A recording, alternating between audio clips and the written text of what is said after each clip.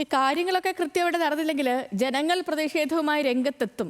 ഈ ഒരു പരിധി വരെയൊക്കെ എല്ലാ കാര്യങ്ങളും എല്ലാവരും ക്ഷമിക്കുമല്ലേ. ഒരു പരിധി വിട്ടു കഴിഞ്ഞാൽ പിന്നീട് ആർക്കും ഒരു കാര്യവും അധിക നേരം ഒന്നും പിടിച്ചു നിൽക്കാൻ കഴിയില്ല. അപ്പോൾ അതിനുള്ളൊരു വലിയ ഉദാഹരണമാണ് ഇപ്പോൾ ആലപ്പുഴയിൽ നിന്നുള്ള ആലപ്പുഴ ചാരുമൂട്ടിൽ പാലം നിർമ്മാണത്തിനായി നികത്തിയ പാടങ്ങളൊക്കെ ഇപ്പോൾ പൂർവ്വസ്ഥിതിയിലാക്കണമെന്നൊരാവശ്യമാണ് ജനങ്ങൾ ഉന്നയിക്കുന്നത്.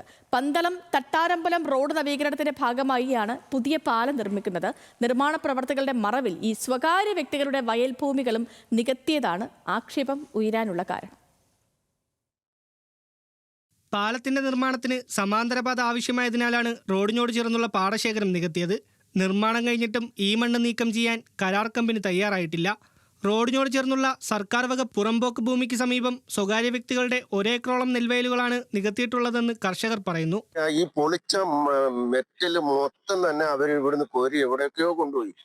അത് കൂടാതെ ഇവര് ഇത് കെട്ടിത്തരാണ്ട് ഇത്രയും കാലമായിട്ട് ഞങ്ങൾ എത്രയോ പ്രാവശ്യം കൊണ്ട് പറയുന്നതെന്നൊരു 3 വർഷക്കാലം കൊണ്ട് ഞങ്ങൾ പറയുന്നത്. ഞങ്ങൾക്ക് ഒരിക്കലും ഈ കൃഷി ലാഭത്തിലേക്ക് എടുക്കാനെ കൊണ്ട് പറ്റാത്ത ഒരു സ്ഥിതിയിലേക്ക് കൊണ്ടുവന്ന് എത്തിച്ചിരിക്കുക.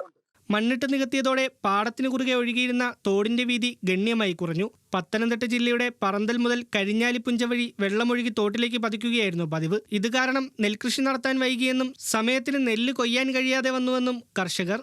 ഞങ്ങൾക്ക് ഈ തോട്ടിൽ കിടക്കുന്ന മണ്ണും മാറ്റി ഞങ്ങൾക്ക് കൃഷി ഇറക്കുന്നതിന് വേണ്ടിയിട്ട് വെള്ളം സുഗമമായി പോകാനുള്ള സംവിധാനം ഉണ്ടാക്കുക. ഇപ്പൊ തന്നെ ഇവിടെ ഒരു മഴ പെയ്ത് കഴിഞ്ഞാൽ ആറ്റിൽ നിന്ന് വെള്ളം കണ്ടത്തിലോട്ട് കയറുക.